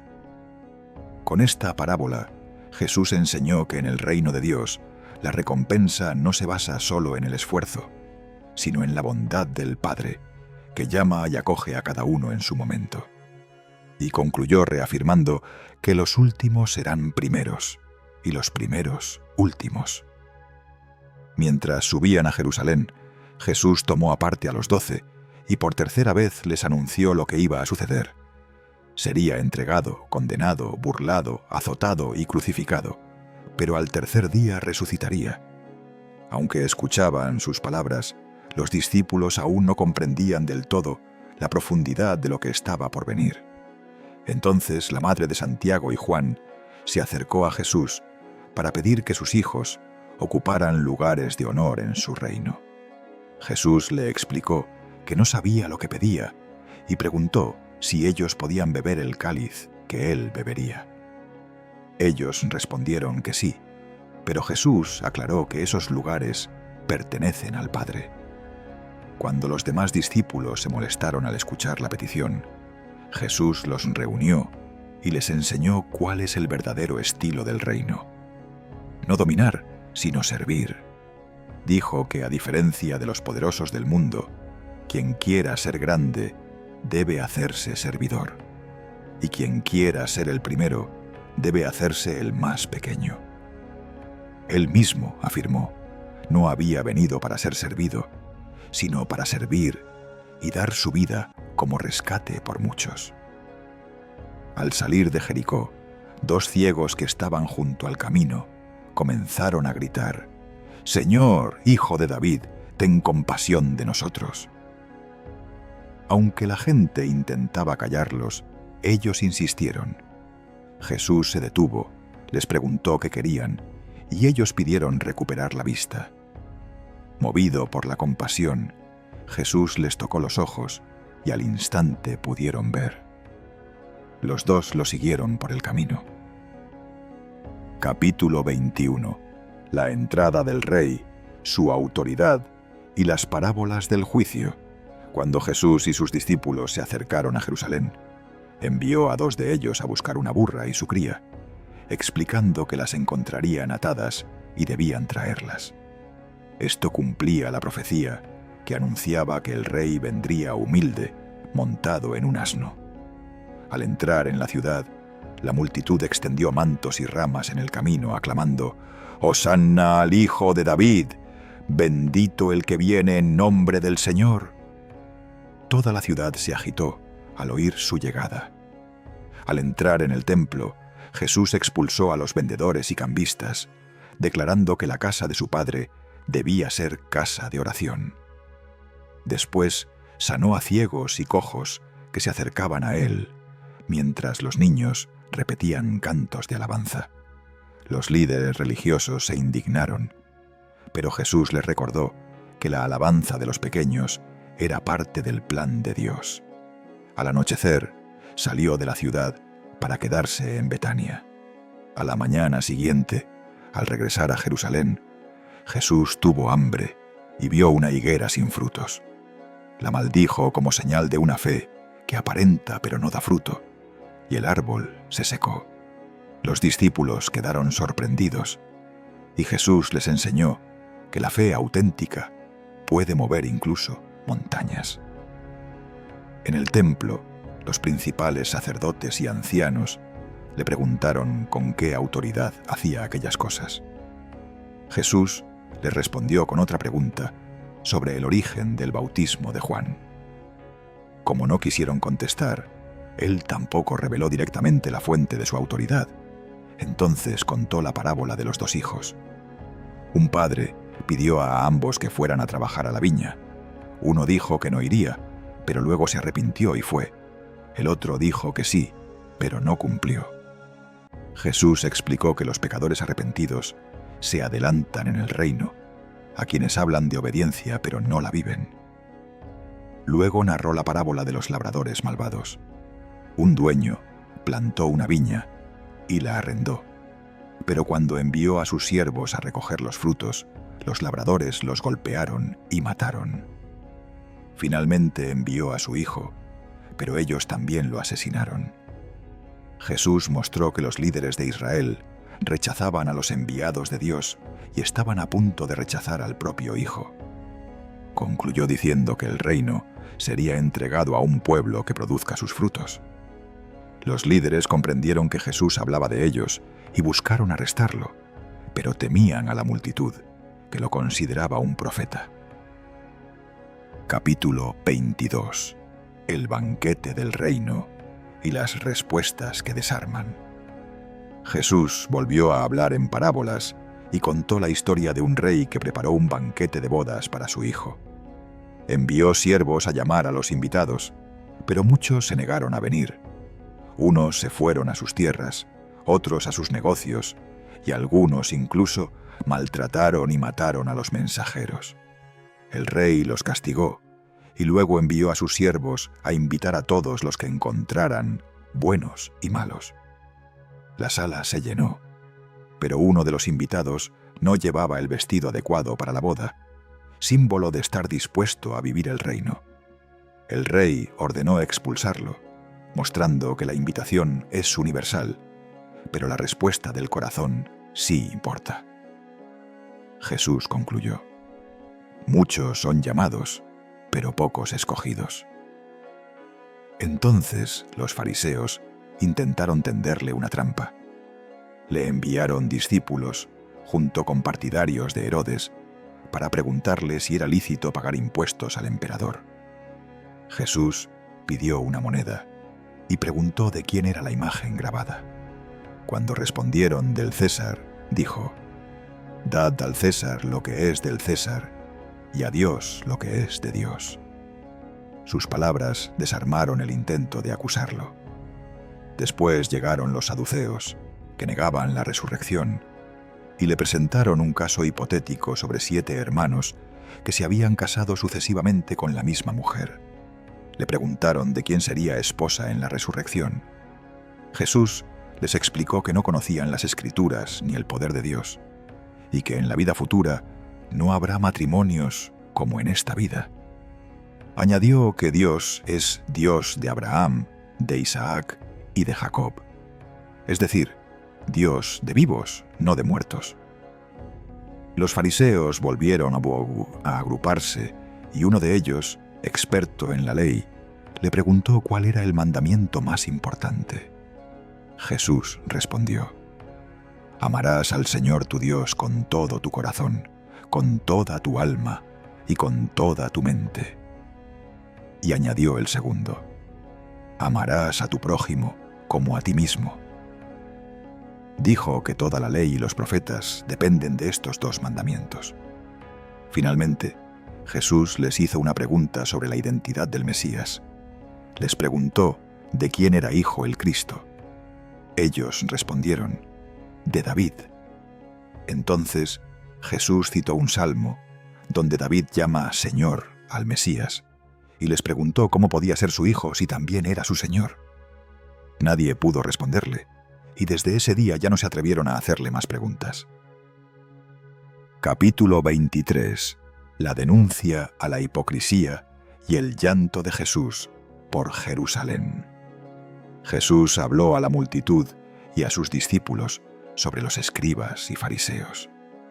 Reconoció que ellos se sientan en la cátedra de Moisés y que la gente debe respetar lo que enseñan, pero advirtió que no debían imitar sus obras, porque dicen una cosa y hacen otra.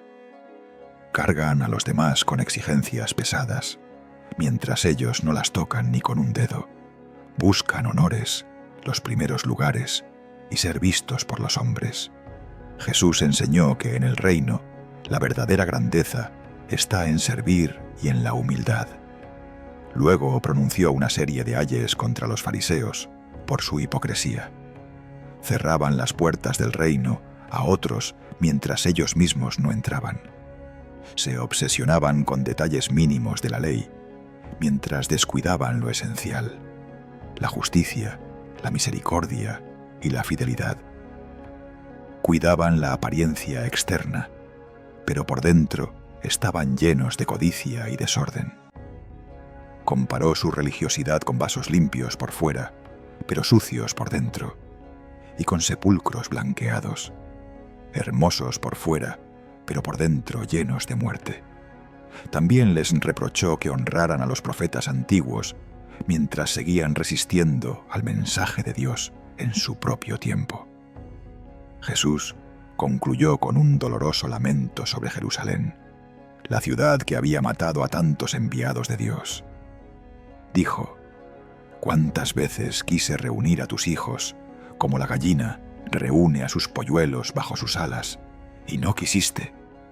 Anunció que la ciudad quedaría desolada porque no había reconocido el tiempo de la visita divina, y afirmó que no volverían a verlo hasta que dijeran: «Bendito el que viene en nombre del Señor». Capítulo 24. Las señales del fin y la llamada a la vigilancia. Cuando Jesús salió del templo, sus discípulos le señalaron la belleza de los edificios, pero él les dijo que llegaría el día en que no quedaría piedra sobre piedra. Más tarde, en el Monte de los Olivos, le preguntaron cuándo sucederían esas cosas y cuáles serían las señales de su venida y del fin de los tiempos.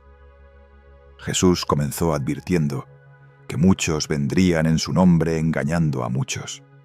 Habría guerras, rumores de guerras, terremotos, hambres y conflictos, pero dijo que todo esto sería solo el comienzo de los dolores. Añadió que sus seguidores serían perseguidos y odiados, que muchos tropezarían en su fe y que aparecerían falsos profetas. La maldad aumentaría, pero quienes perseveraran hasta el final serían salvados. Y afirmó que el Evangelio sería anunciado en todo el mundo antes del final. Luego habló de la abominación desoladora anunciada por el profeta Daniel, señalando que cuando eso ocurriera en el lugar santo, quienes estuvieran en Judea debían huir sin demora. Describió un tiempo de tribulación tan grande que no habría igual en toda la historia, pero dijo que Dios acortaría esos días por amor a los escogidos. Jesús advirtió nuevamente sobre falsos mesías y falsos profetas que realizarían señales para engañar, si fuera posible, incluso a los elegidos. Cuando su venida ocurriera, sería tan evidente como un relámpago que cruza el cielo de oriente a occidente. Tras la tribulación, el sol se oscurecería, la luna no daría su luz, y las estrellas caerían, y entonces aparecería la señal del Hijo del Hombre. Todas las naciones lo verán venir con poder y gloria, y Él enviará a sus ángeles para reunir a los elegidos. Para enseñarles a discernir los tiempos, Jesús puso el ejemplo de la higuera. Cuando sus ramas brotan, se sabe que el verano está cerca. De igual manera, cuando vieran estas señales, debían saber que su venida estaba próxima. Afirmó que el cielo y la tierra pasarán, pero sus palabras no pasarán. Sin embargo, el día y la hora exactos nadie los conoce, ni los ángeles, ni el propio Hijo, sino solo el Padre. Jesús comparó su venida con los días de Noé, en los que la gente vivía con normalidad, sin percibir lo que estaba por venir. Por eso insistió en la vigilancia. 2 estarán en el campo, uno será tomado y otro dejado. Dijo que si el dueño de una casa supiera a qué hora viene el ladrón, estaría alerta. Así deben estar sus discípulos, preparados en todo momento. Jesús terminó con una breve parábola sobre 2 siervos. Uno fiel, que cumple su tarea, y otro negligente, que abusa de sus compañeros. El primero será recompensado cuando el Señor regrese, pero el segundo enfrentará juicio. El mensaje era claro: vivir en fidelidad mientras se espera al Señor. Capítulo 25. La vigilancia, la fidelidad y el juicio final. Jesús continuó su enseñanza profética comparando el reino de los cielos con 10 jóvenes que esperaban al esposo. 5 eran prudentes y llevaron aceite extra para sus lámparas. 5 eran necias y no se prepararon. Cuando el esposo tardó, todas se quedaron dormidas. A medianoche llegó el anuncio de su llegada, y las prudentes estaban listas, pero las necias tuvieron que salir a comprar aceite y se quedaron fuera. Jesús concluyó: velad, porque no sabéis ni el día ni la hora. Luego contó la parábola de los talentos. Un hombre, antes de viajar, confió distintas cantidades de dinero a sus siervos. 2 de ellos los hicieron producir y duplicaron lo recibido. El tercero, por miedo, lo escondió sin hacer nada. Al regresar, el Señor elogió a los siervos fieles y los invitó a entrar en su alegría, pero reprendió al que no hizo nada con lo que se le había dado. Esta parábola revelaba que Dios espera que cada persona fructifique con lo que ha recibido. Finalmente, Jesús describió el juicio final. El Hijo del Hombre se sentará en su gloria y separará a las naciones como un pastor separa ovejas y cabras. A los de la derecha les dirá: venid, benditos de mi Padre, porque lo atendieron cuando tuvo hambre, sed, necesidad, enfermedad o prisión. Sorprendidos preguntarán cuándo lo hicieron, y Él responderá que cada gesto de amor hacia los más pequeños fue hecho a Él mismo. A los de la izquierda les dirá lo contrario, porque no ayudaron al necesitado. Y así concluyó que el amor concreto es el criterio definitivo del reino. Capítulo 26. La traición, la última cena y el inicio de la pasión. Jesús dijo a sus discípulos que faltaban solo 2 días para la Pascua y que el Hijo del Hombre sería entregado para ser crucificado. Mientras tanto, los principales sacerdotes y ancianos se reunieron en secreto para apresarlo y matarlo, pero temían hacerlo durante la fiesta para evitar disturbios. En Betania, una mujer se acercó a Jesús con un frasco de perfume muy costoso y lo derramó sobre su cabeza. Algunos discípulos criticaron el gesto, pero Jesús defendió a la mujer, diciendo que había hecho una obra hermosa y que su acto sería recordado en todo el mundo. Poco después, Judas Iscariote fue a los jefes religiosos y acordó entregar a Jesús a cambio de 30 monedas de plata. El día de la Pascua, Jesús celebró con sus discípulos la última cena. Mientras comían, dijo que uno de ellos lo traicionaría. Todos se entristecieron y Judas también preguntó: ¿Soy yo, maestro? Jesús respondió que él mismo lo había dicho. Luego tomó el pan, lo bendijo, lo partió y dijo: «Tomad y comed, esto es mi cuerpo». Después tomó el cáliz y dijo: «Bebed todos de él. Esta es mi sangre de la alianza, que se derrama para el perdón de los pecados». Les anunció que después de su resurrección iría delante de ellos a Galilea. Más tarde, en el Monte de los Olivos, Jesús les dijo que todos lo abandonarían esa noche. Pedro insistió en que nunca lo negaría, pero Jesús le advirtió que antes del amanecer lo negaría 3 veces. Luego fueron al huerto de Getsemaní. Jesús, profundamente angustiado, pidió a Pedro, Santiago y Juan que velaran con él. Se apartó a orar y dijo: «Padre mío, si es posible, que pase de mí este cáliz, pero no se haga mi voluntad, sino la tuya». 3 veces volvió y encontró a los discípulos dormidos. Finalmente les dijo: «Ha llegado la hora. El Hijo del Hombre va a ser entregado». En ese momento llegó Judas con una multitud armada. Se acercó a Jesús y lo saludó con un beso, señal acordada para identificarlo. Los soldados arrestaron a Jesús y uno de los discípulos intentó defenderlo con una espada, pero Jesús lo detuvo, recordándole que podía pedir legiones de ángeles, aunque debía cumplirse la Escritura. Todos los discípulos huyeron. Jesús fue llevado ante el Sanedrín. Allí presentaron falsos testimonios contra él. Cuando el sumo sacerdote le preguntó si era el Mesías, Jesús respondió afirmativamente, y ellos lo acusaron de blasfemia. Lo golpearon y se burlaron de él. Mientras tanto, Pedro estaba afuera en el patio. 3 personas lo reconocieron como seguidor de Jesús, y él negó cada vez con más insistencia. Al cantar el gallo, Pedro recordó las palabras de Jesús y salió llorando amargamente. Capítulo 27. El juicio, la cruz y la sepultura de Jesús. Muy temprano, los líderes religiosos se reunieron para decidir la muerte de Jesús.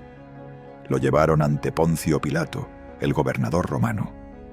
Al ver lo que había hecho, Judas, arrepentido, devolvió las 30 monedas de plata y confesó haber traicionado sangre inocente. Luego, desesperado, se quitó la vida. Los sacerdotes usaron el dinero para comprar un campo destinado a enterrar extranjeros. Pilato interrogó a Jesús, preguntándole si era el rey de los judíos. Jesús respondió brevemente, mientras guardaba silencio ante las acusaciones. Pilato solía liberar a un preso durante la fiesta, y el pueblo eligió que soltara a Barrabás y que Jesús fuera crucificado. Aunque Pilato sabía que Jesús era inocente, cedió ante la presión y se lavó las manos en señal de desentenderse de la decisión. Los soldados llevaron a Jesús al pretorio. Le pusieron un manto rojo, una corona de espinas y una caña, y se burlaron de él como si fuera un rey falso. Luego lo llevaron a crucificar. Por el camino, obligaron a Simón de Cirene a cargar la cruz. Llegaron al lugar llamado Gólgota, donde lo crucificaron junto a 2 malhechores. Sobre su cabeza colocaron un letrero que decía: «Jesús, Rey de los Judíos». La gente que pasaba lo insultaba, y los líderes se burlaban diciendo que salvara a sí mismo si realmente era el Hijo de Dios. A mediodía, una oscuridad cubrió la tierra hasta las 3 de la tarde. Entonces Jesús clamó: «Dios mío, Dios mío, ¿por qué me has abandonado?». Poco después, exhaló su espíritu. En ese instante, el velo del templo se rasgó, la tierra tembló y muchos comprendieron que algo divino había ocurrido. El centurión romano exclamó: «Verdaderamente, este era el Hijo de Dios». Varias mujeres que habían seguido a Jesús desde Galilea observaban desde lejos. Al atardecer, José de Arimatea, un hombre justo y discípulo de Jesús, pidió el cuerpo a Pilato. Lo envolvió en una sábana limpia y lo colocó en un sepulcro nuevo, excavado en la roca. Hizo rodar una gran piedra a la entrada. Las autoridades, temerosas de que los discípulos robaran el cuerpo, pidieron a Pilato una guardia para asegurar la tumba. Capítulo 28. La resurrección y la gran misión. Al amanecer del primer día de la semana, María Magdalena y la otra María fueron a ver la tumba. De pronto, un gran terremoto sacudió la tierra. Un ángel del Señor descendió, apartó la piedra y se sentó sobre ella. Su apariencia era como un relámpago y la ropa blanca como la nieve. Los guardias quedaron paralizados de miedo. El ángel dijo a las mujeres que no temieran. Jesús, el crucificado, había resucitado tal como lo había anunciado. Les mostró el lugar donde había yacido y les pidió que fueran rápidamente a anunciar a los discípulos que él iba camino a Galilea, donde lo verían. Ellas salieron con temor y alegría, y en el camino Jesús mismo se les apareció. Les dijo: «No temáis, id y avisad a mis hermanos». Mientras tanto, algunos guardias fueron a contar a los líderes lo ocurrido. Estos sobornaron a los soldados para que difundieran la versión de que los discípulos habían robado el cuerpo mientras ellos dormían. Los 11 discípulos fueron a Galilea, al monte donde Jesús les había indicado. Allí lo vieron y algunos dudaron, pero Jesús se acercó y les dijo: «Se me ha dado toda autoridad en el cielo y en la tierra. Id y haced discípulos en todas las naciones, bautizándolos y enseñándoles a guardar todo lo que os he mandado. Yo estoy con vosotros todos los días, hasta el fin del mundo». El Evangelio concluye aquí, con una promesa eterna. Jesús resucitado permanece para siempre con todos nosotros. Gracias por acompañarme en este recorrido por el Evangelio de Mateo, un camino lleno de luz, enseñanzas y revelación. Si este mensaje ha tocado tu corazón, te invito a dejar tu like, suscribirte al canal y activar la campanita, para que podamos seguir compartiendo juntos la palabra que transforma y sana. Que la paz, la sabiduría y la presencia de Dios te acompañen siempre. Nos vemos en el próximo vídeo, con más verdad y más luz para tu alma.